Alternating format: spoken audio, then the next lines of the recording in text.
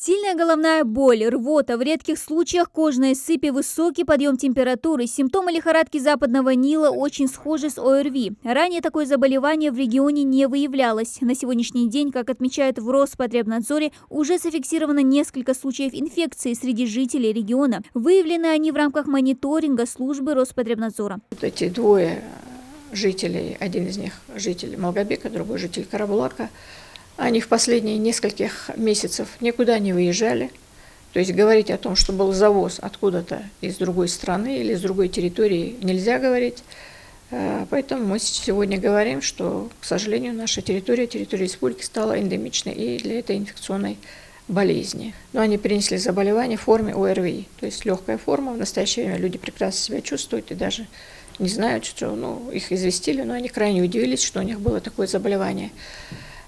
И двое из этих четверых, у них были антитела, которые свидетельствуют о том, что уже давно, может быть, несколько месяцев назад у них был контакт, где-то полгода назад или в прошлом году, какие-то остаточные антитела у них сохранились. Проводился такой мониторинг во всех республиках Северного Кавказа. Переносчик лихорадки западного Нила – обычные комары. При этом болезнь не передается от человека к человеку посредством прямого контакта. Основной путь передачи – это комары. Теоретически клещи могут быть источником передачи.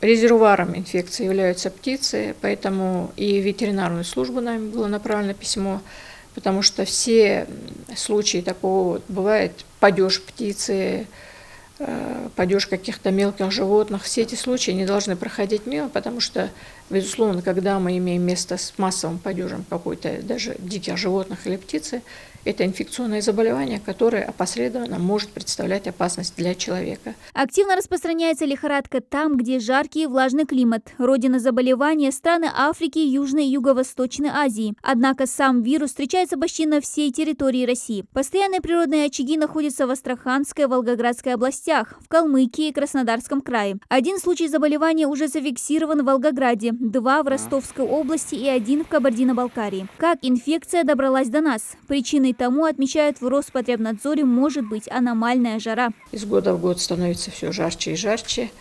В соответствии с изменениями в климате меняется и растительность, и животный мир, то есть и флора, и фауна меняется. Соответственно, меняются и природные для нас, скажем так, симбиозы вирусные, бактериальные, и новые инфекции, конечно, будут возникать время от времени. Для 80% заразившихся лихорадка может проходить бессимптомно или в легкой форме. А вот для остальных 20% возникают осложнения. В зоне риска люди с пониженным иммунитетом. В первую очередь это дети, пожилые, а также носители ВИЧ и болеющие онкологическими заболеваниями. Начинается все с подъема температуры, высокая температура, сопровождающаяся ознобом, именно оттуда лихорадка название. Потом может наступать мышечная слабость, либо сильные мышечные боли, нарушение координации движений. И самые тяжелые осложнения, которые могут быть от этого заболевания, это поражение нервной системы.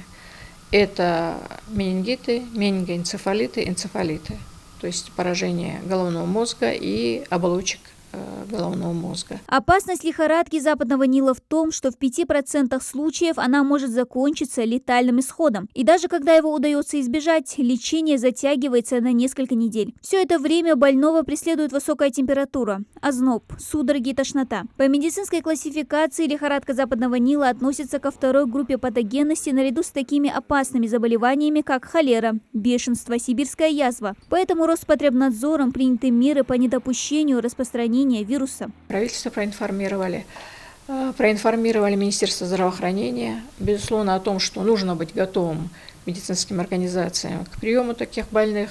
Нужно подготовить материально-техническую базу, чтобы была проведена лабораторная диагностика, правильная лабораторная диагностика. Нужно провести семинары для медицинских работников, для того, чтобы была правильная дифференциальная диагностика, потому что, еще раз говорю, заболевание начинается с самых неспецифических симптомов, это практически как ОРВИ может протекать.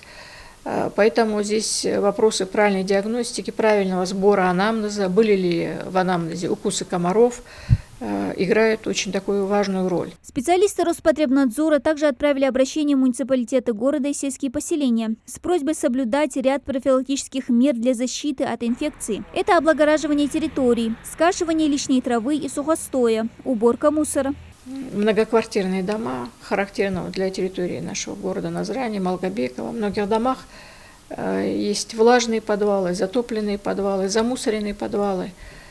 Вот сейчас я просто хотела бы обратиться к населению. В каждом многоквартирном доме есть управляющая компания.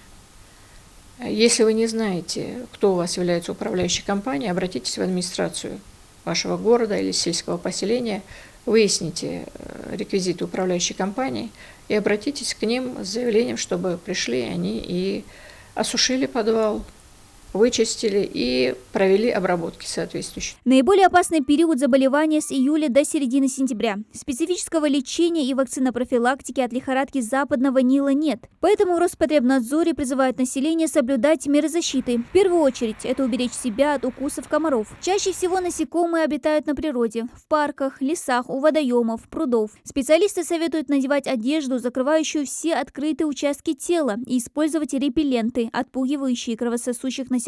Такие простые меры смогут предотвратить развитие и распространение заболевания. Дана Плиева, Джамалил Султыгов. Новости 24.